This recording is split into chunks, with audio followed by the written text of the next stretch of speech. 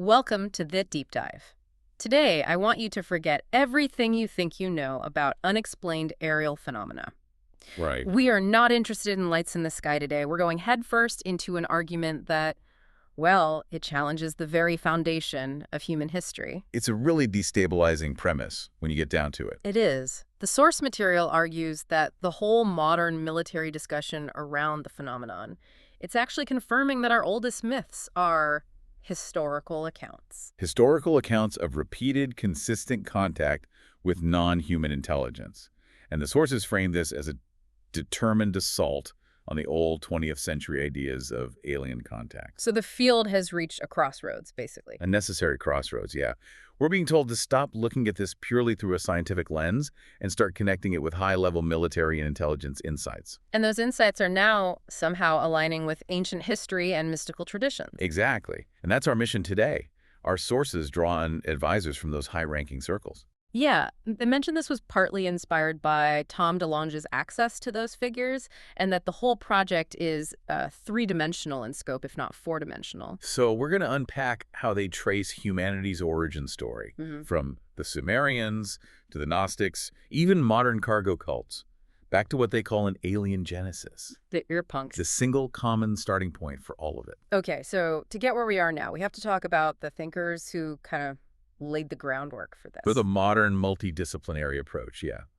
You have to start with Jacques Vallée. Of course. Astronomy, computer science, he was at the forefront of this 50 years ago. And he was the one demanding we apply rigorous multidisciplinary standards to all these sightings. He brought a certain seriousness to it. And you've also got Whitley Strieber, whose accounts of the abduction experience, I mean, they were delivered with such sincerity. Incredible sincerity, yeah. Yeah. It forced you to grapple with it. Was it non-human control? Was it psychological, spiritual? Or military testing. Right.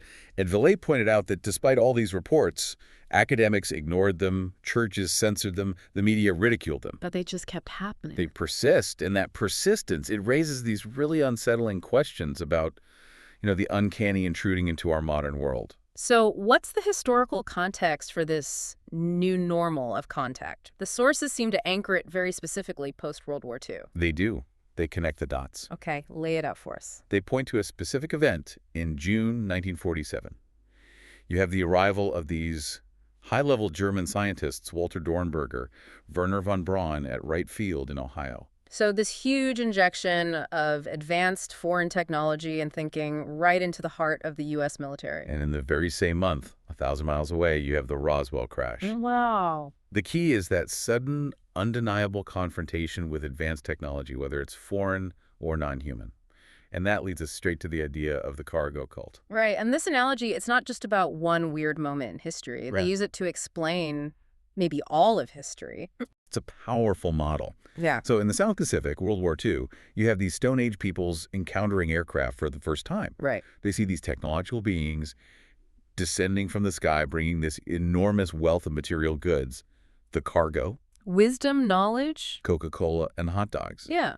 And so naturally, they form new religions around trying to propitiate these superior beings. And the shocking part is the sources claim that this model, this cargo cult model, has always existed everywhere. Yeah, that our religions are just the oldest versions of this, built around celestial technology that landed here a very, very long time ago. Okay, so if the cargo cult is the model, the sources say we have to go back to the earliest texts, the ones that define our relationship with these celestial beings. We have to look at the Sumerian creation epic, the Enuma Elish. And scholars agree this is an authentic text. What does it actually say about our creation? It says the cosmos was made from the body of a goddess, Tiamat, and humanity. Humanity was created very specifically from the blood of her general, Kingu, and the breath of the god who defeated them, Marduk. So from a genetic standpoint, that makes us a hybrid race. We get our physical matter from Kingu, who was seen as what? Defeated, weak? Defeated, weak, and illegitimate. And we get our spirit, our breath, from Marduk. And what was our purpose? Why were we made? Slave labor. Simple as that. We were manufactured to relieve the gods of their hard work. So we're a genetic mix designed for servitude, and the sources really emphasize that we inherit the blood of a defeated entity. Exactly, which suggests humanity was intentionally created with some kind of inherent weakness or flaw. And that idea that we were made by lesser flawed beings, that leads us straight into Gnosticism, doesn't it? It's a perfect bridge. Gnosticism takes that idea of a flawed creation and just blows it up into a cosmological crisis. The Gnostic view is that the entire universe is a prison. A prison, yeah. And Earth is the deepest, darkest dungeon inside that prison. The true supreme God is totally alien to this material universe. He's outside of it. So if the true God is an alien who created our prison planet, who are the wardens? Well, according to Gnostic tradition, humans were created by lesser creatures. They're called the demiurge. And their goal was to Keep humanity weak and ignorant. They were obstacles to divine revelation. They wanted to maintain control over their labor force, us, and stop us from escaping. This is such a departure. In traditional stories, Adam falls from grace. Right. But the sources here suggest that the serpent in Eden was an interloper, someone who wanted to awaken humans from that spiritual sleep. So Adam didn't fall from grace, he fell awake. Exactly. True knowledge, gnosis, that's the path out of the prison. And the demiurge, the creators, actively try to suppress it. This brings us back to that idea of genetic modification. The Mesopotamian traditions talk about these normally invisible beings, the Apkallu or Bene Elohim, Appearing on Earth as advisors and mating with human women, creating giants and monsters, the Nephilim, the Gigantes. which sets up this whole war of the giants against the celestial forces, which has parallels to the Tower of Babel story. And if you connect all of that to the flood stories, the conclusion is, well, it's pretty uncomfortable. It's profoundly uncomfortable. If the flood destroyed most of humanity, that means the giants, the Nephilim, they were the norm. They were the dominant gene pool. Wait, hold on. So you're saying the sources flipped the script completely? They do? The giants weren't the anomaly? We are. The survivors, like Noah, they're the mutation. That's the paradigm shift. The human race, as we know it today, is the product of a genetic bottleneck, a salvaged group that survived a massive catastrophic intervention. Okay, so that covers our physical origins. But what about the technology? The sources argue that ancient accounts of flight aren't just spiritual metaphors. No, they're seen as encoded descriptions of non-human tech and systematic protocols. The classic example being Ezekiel's chariot. Of course, described as a flying object, a device for travel to heaven. And you see that imagery everywhere. The Big Dipper constellation was seen as a celestial chariot or a vehicle around the world. And Jacob's ladder is another one. The sources say this was a tangible, visible connection between this world and an alleged other world. Yeah, and in that vision, God, who's explicitly not of this earth, outlines this huge plan for Jacob's offspring to cover the planet. It sounds less like a blessing and more like a blueprint for planetary colonization. Like Earth is just a laboratory, a test site being managed from somewhere else. And that interpretation connects directly to these ancient systems of ecstatic flight. It wasn't just visions. What do you mean? Well, in Chinese Taoism, practitioners sought immortality through ritual celestial flight. They'd focus on the 9 stars of the Big Dipper. The pace of you. Exactly. The Taoist magician would essentially deny the physical body and try to withdraw their consciousness to travel to the stars. So it's not mysticism, it's a disciplined method, a technology of the mind. How does that ancient tech translate to the modern intelligence community? This is where it gets fascinating. The military had to acknowledge this stuff, but they couldn't use terms like psychic. The giggle factor. Right. So to avoid the giggle factor, they rebranded it. Psychic powers became anomalous mental phenomena, AMP.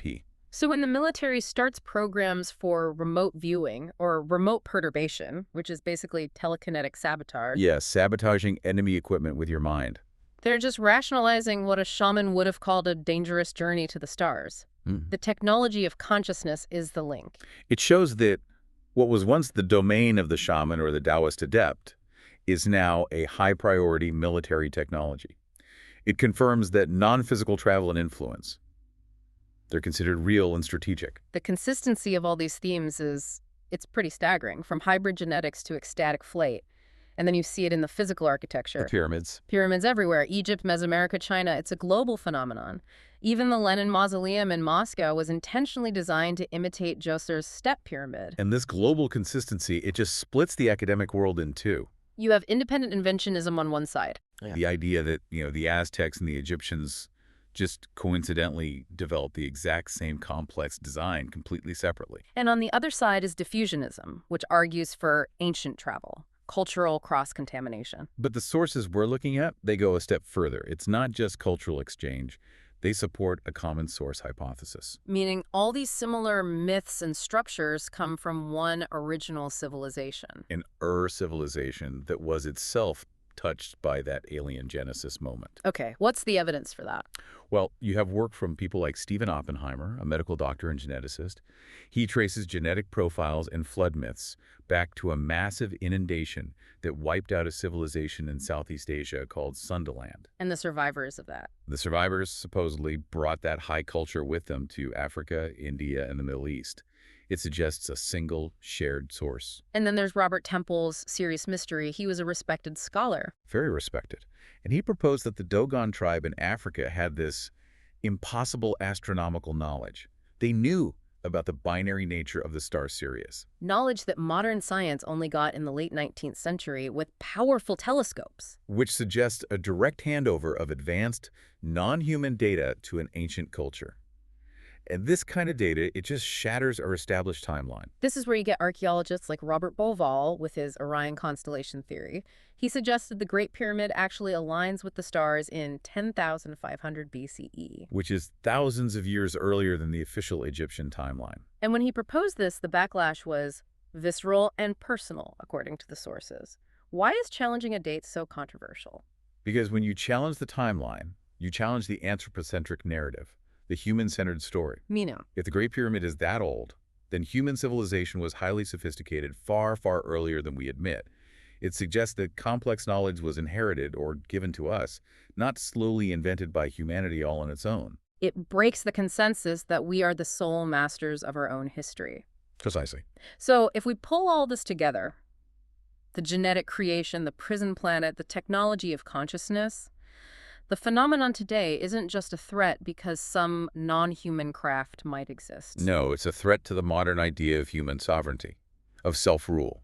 Our modern worldview, it's strictly scientific. It rejects the other world as superstition. Exactly. But the ancient cultures always linked technology, religion, and consciousness together.